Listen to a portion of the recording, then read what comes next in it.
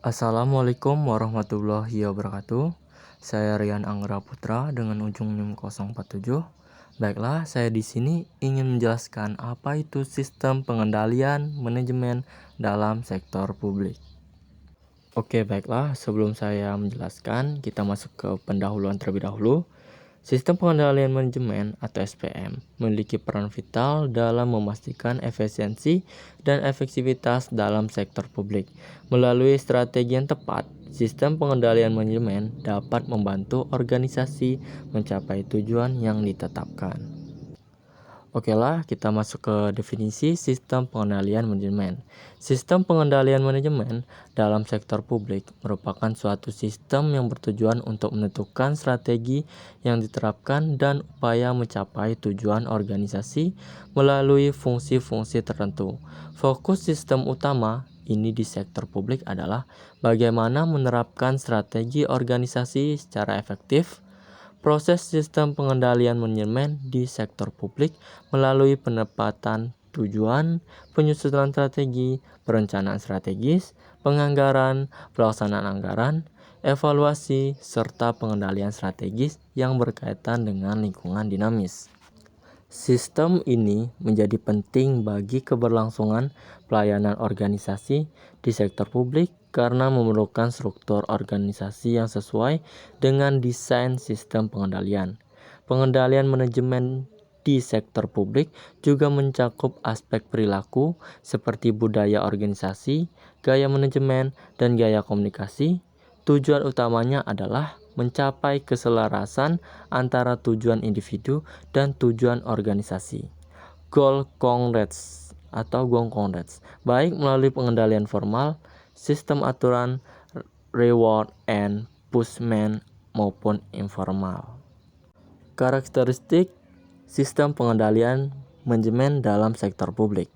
Sistem pengendalian manajemen di sektor publik berkaitan dengan pelaksanaan strategi organisasi secara efisien dan efisien untuk mencapai tujuan. Yang pertama yaitu proses pengendalian.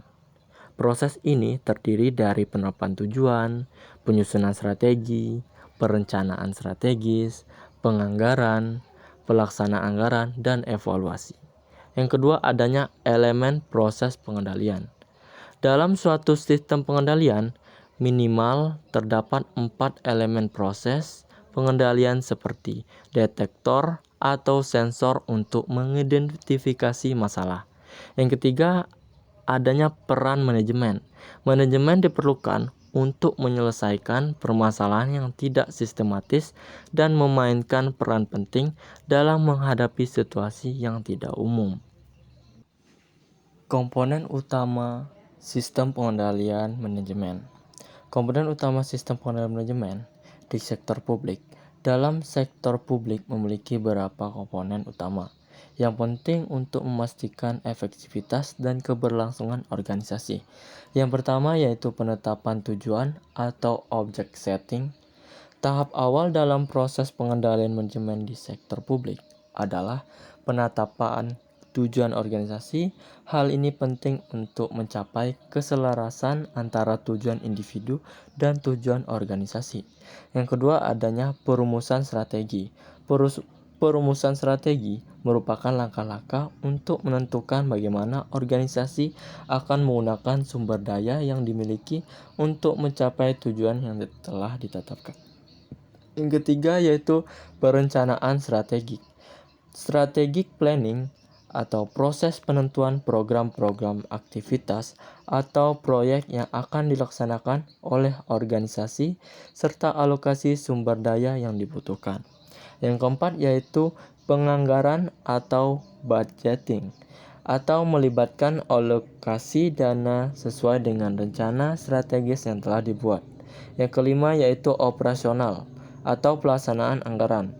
Tahap di mana rencana anggaran dilaksanakan sesuai dengan alokasi yang telah ditetapkan. Dengan memperhatikan komponen-komponen ini, sistem pengendalian manajemen di sektor publik dapat berperan sebagai jembatan penting bagi keselarasan tujuan individu dan organisasi, serta menjaga keberlangsungan pelayanan organisasi secara efektif. Beberapa elemen penting dalam implementasi sistem pengendalian manajemen di sektor publik. Strategi yang pertama yaitu perencanaan strategik, yaitu proses penentuan program-program, aktivitas atau proyek yang akan dilaksanakan oleh suatu organisasi dan alokasi sumber daya yang dibutuhkan. 2. Penganggaran, proses alokasi sumber daya yang diperlukan untuk mendukung strategi organisasi.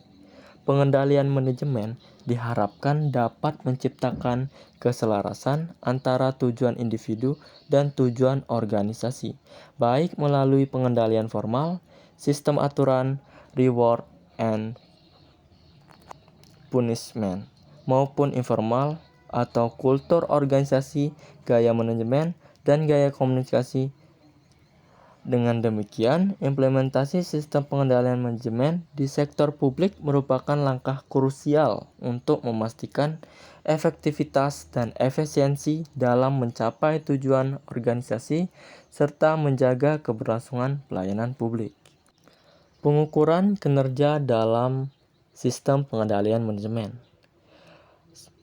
Pengukuran kinerja dalam sistem pengendalian manajemen di sektor publik adalah suatu sistem yang bertujuan untuk membantu manajemen publik menilai pencapaian strategi dan keberhasilan organisasi. Tujuan pengukuran kinerja di sektor publik meliputi membantu memperbaiki kinerja pemerintah, mengalokasikan sumber daya, membuat keputusan, serta mewujudkan akuntabilitas publik. Yang pertama yaitu sistem pengendalian manajemen di sektor publik.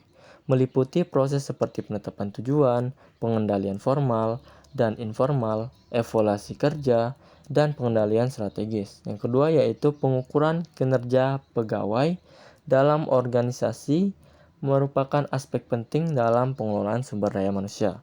Hal ini meliputi berbagai pernyataan seperti tujuan pengukuran kinerja, batasan sistem pengendalian keuangan, konsep balance scorecard atau faktor kunci keberhasilan, implementasi sistem pengukuran kinerja, kesulitan dan implementasi, serta praktik-praktik pengukuran.